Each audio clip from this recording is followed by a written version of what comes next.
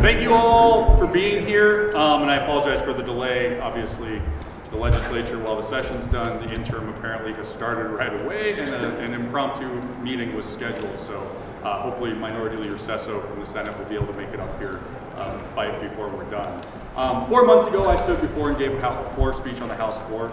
I said Montana's working families deserve a legislature that sets aside partisan political blustering, and that they deserve politicians that lead with solutions.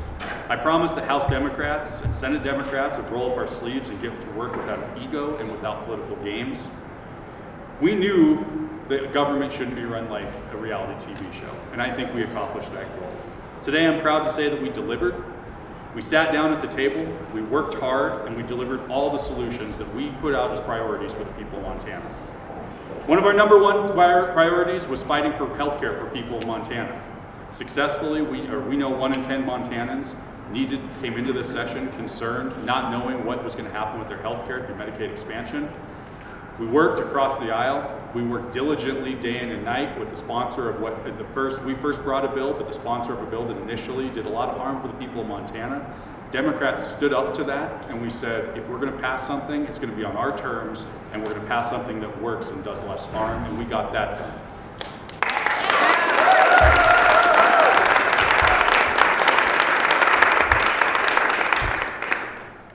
The Democratic Caucus knew that we needed to work on the epidemic of missing and murdered Indigenous women in our state. Thanks to the good work of Representative Peppers, Representative Paraguay, and the entire Indian caucus in our body, we were able to get the body to understand that in a very bipartisan way, this had to be done for the people of Montana. So I'd like to compliment them and the work of this body on Hannah's Act and all the work that was done to make sure that we're taking care of Montana's families, making sure that the people of Montana know that we have their back and that the state of Montana has their back. We made efforts to make sure that children are protected.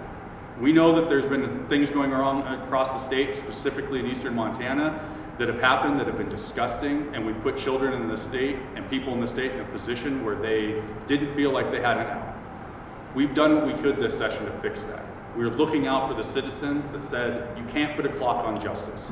And today, and in this session, we stopped that clock and we said, if somebody hurts you, you get repercussions, and that's the way it should be for the people of Montana.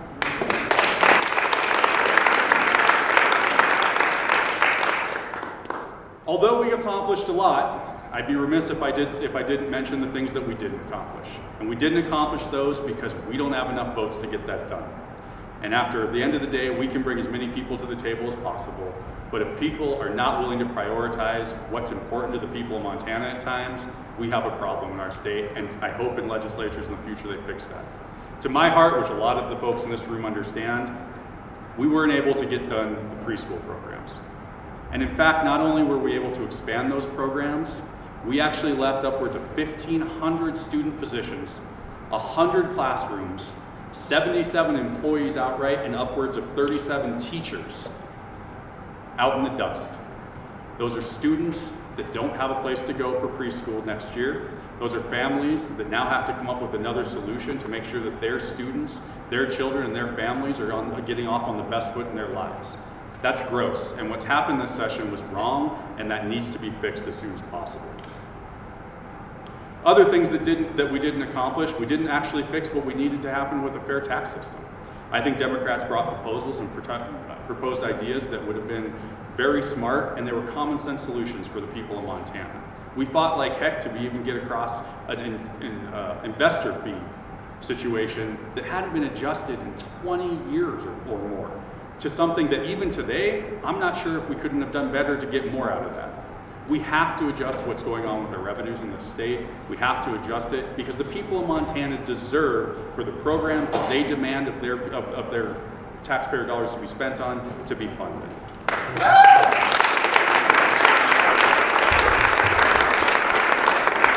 We've done a lot of good work in this body, and I will turn it over to Senator Sesso to talk about the good work that was specifically done in the Senate and what we can look forward to. Thank you. Senator Sesso.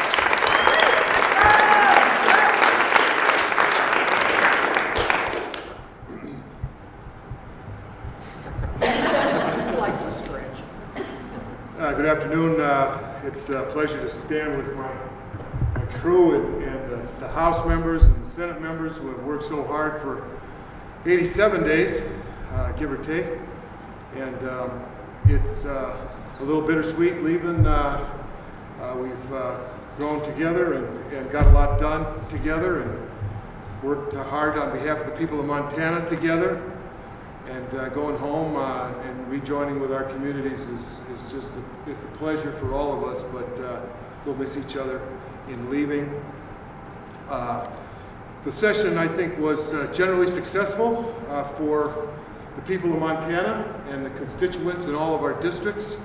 We were able to bring home the important stuff, as we call it, the things that make a difference in people's lives on a daily basis, especially the passage of health care for the citizens of our state who are on the lower end of our economic spectrum. They needed health care, and it was extremely gratifying that as a legislature and as Democrats standing firm that we were able to get that across the finish line, so-called Medicaid expansion, but really it is sustaining access to health care for all our citizens and doing it in a way that sustains the integrity of the individuals who receive those benefits, and to do it in a way that is affordable, where all of the stakeholders contributed to make sure that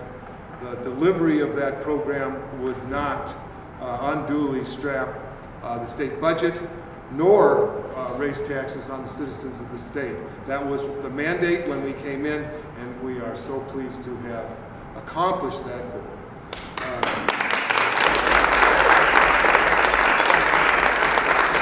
We had a little bit of hiccup this morning. We're not gratified that we were unable to extend preschool and early childhood learning for our little ones, 4-year-olds in this state.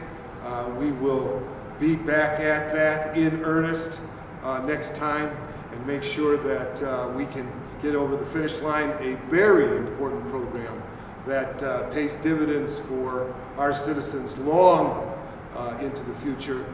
Getting our kids a head start, as it's called, is paramount to their ability to compete in schools with their peers and compete with their peers in other states who have made the wise investment. So that was a disappointment. We just couldn't get that done this time, but we will work hard to get that done next time. I think we made a tremendous step forward on the infrastructure. We came here to create jobs, to build our economy, and there's no better way, as my colleague from Butte has said many times, when people are building things, they have work, they're happy, and they're providing for their families, and no bad things happen. Building, investing in our future is about investing in our families, investing in Montana's, creating jobs, and I was given a sheet. If you add all up what we have invested, I'll take care of that. all right. So we got a sheet, and it is important, and it is impressive. We're also very pleased that we finally got the piece done for the firefighters. And,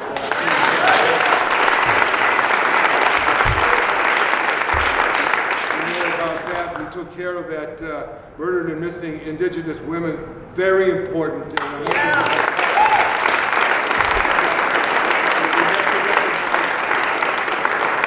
to recognize how important that was, and I'm sure members of our caucus will make those comments. I don't want to dominate the dais much longer, so I'll turn it over, but this was a session that we'll remember as Democrats standing up for the citizens of this state, and we're very proud of it.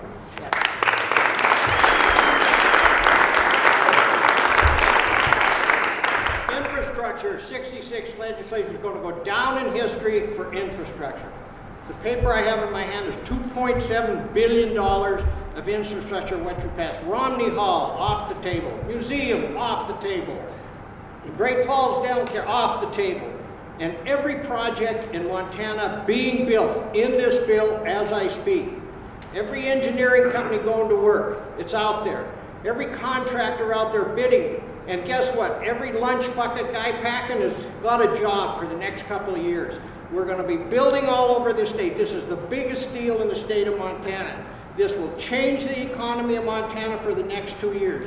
$2.7 billion. And guess what? There isn't a birdhouse left to be built in the state of Montana because it's in here.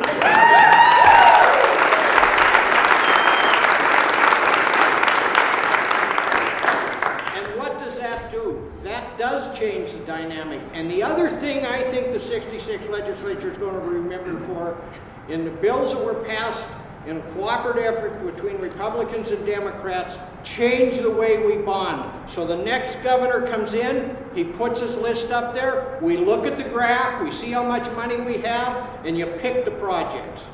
That's what we do on most of these infrastructure bills, but this time when we passed the bonding bill that Representative Hopkins had, it cleared the decks. Everything is being built. This is going to be the biggest deal, or one of the best deals. We've heard of all the other good things. To me, the smell of diesel smoke in the morning and a guy pounding a hammer is what makes the economy go.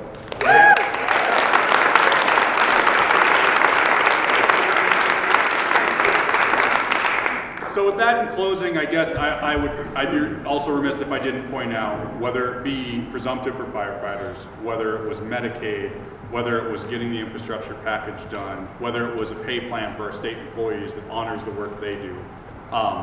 Look at the vote count, you're going to see that no matter the name on the bill, it was the Democrats who delivered that. And I think that's important for the people of Montana to know and understand that when we talk about leading with solutions, it's the people in this room who showed up to do that, and they're going to do it again, session after session after session. With that, I guess I'd open it up to any questions for myself and Minority Leader Sesso.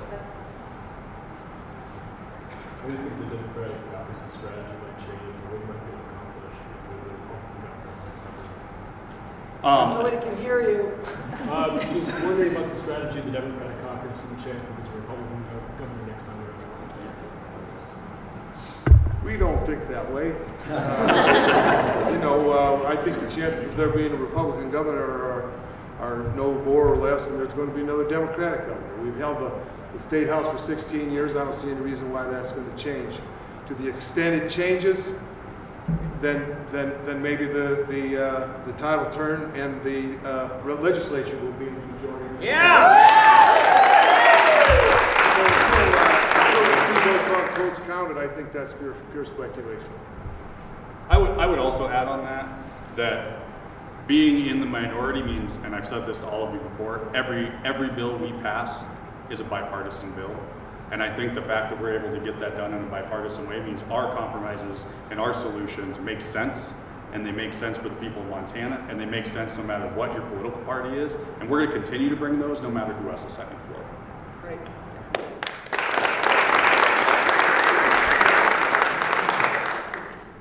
When the majority leader of the House was talking, he mentioned several times the Republicans that opted for the Democrats in some of these bills. I wasn't sure if you think they were in some of these compromises. Yeah, I think that in general, when you bring common sense solutions forward that make sense for people, then the majority of the legislature understands those need to pass no matter what party they're a part of. I will say that I was disappointed in the comments made at the end. That sounded like somebody that had just lost and they were being a sore loser. And I don't really, other than that, I don't have much comment on the majority leader of the House's comments. I'll just say that the coalition that has delivered for Montana includes all the Democrats, and some common sense folks on the other side of the aisle. We have had a saying for my time as minority leader, in that we are always part of the majority of legislators in the room working on the ideas to advance Montana. That's our focus. We are laser focused on serving the people of Montana. And whoever wants to be part of that majority is in our camp. Yeah.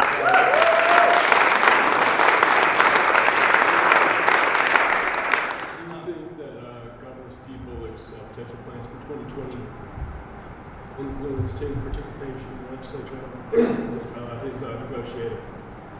No, I don't think so. I think that the governor was attentive. There was not a day when he was not here when we needed to speak with him about the priorities. Much of what we accomplished has to be credited to his leadership as governor of this state. He put the proposals on the table in January, in December, asked us to consider them and deliver back to him a balanced budget. And many of these products that we've talked about found a different sponsor, and they found a different approach. But at the end of the day, he provided that leadership. He's been here, he's been engaged, much more so than I would say than ever before. So I don't think his aspirations got in the way of him doing his job in 2019. As far as the pre-K issue goes, isn't it fair to say that that was an issue where there was some disagreement within the Democratic caucus about how to go forward with that? Yeah, no, I mean, look, I think that at the end of the day, every single Democrat understands that the need for early childhood development was something that was a priority for all of us. And we can talk about what differing opinions may have been on how we got there, but at the end of the day, the vote today was to continue the existing services, keep people in jobs, and keep kids in school. And the majority, the Republicans in this body, rejected that. And again, as I say, they're putting teachers out of work and they're kicking kids out of school, and that's just not the way we should do business.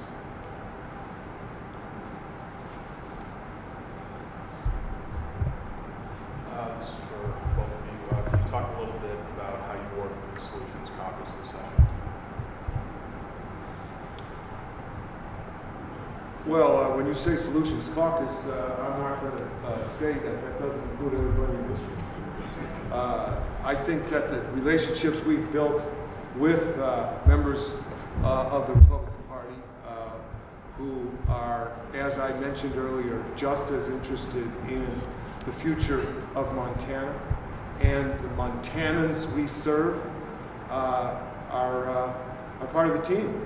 I mean, we are very grateful that they were willing to discuss, listen, shape, and work together on crafting legislation that we could get across the finish line. 51, 26, and 1. We happen to be 42, 20, and 1. And we're grateful that there's enough people out there that get us to the majorities we need to get the good stuff accomplished. Yeah, the only thing that I would add is that if you looked at who set the tables for negotiations, who set the framework for us, we always brought 42 and 20 votes. And if you see these bills pass, it's Democrats who provide most of the leverage behind these to actually get these things across the finish line. And I said on my opening day speech that our goal was to open a table, and whoever wanted to come and sit down and have a conversation and accomplish our goals, we were going to listen to them. And whoever came, we listened to. And sometimes it was some folks. Sometimes we had other Republicans that would show up and want to help us accomplish things. But at the end of the day, it was the Democrats who set the table, and it's the Democrats who really showed leadership in getting these things done.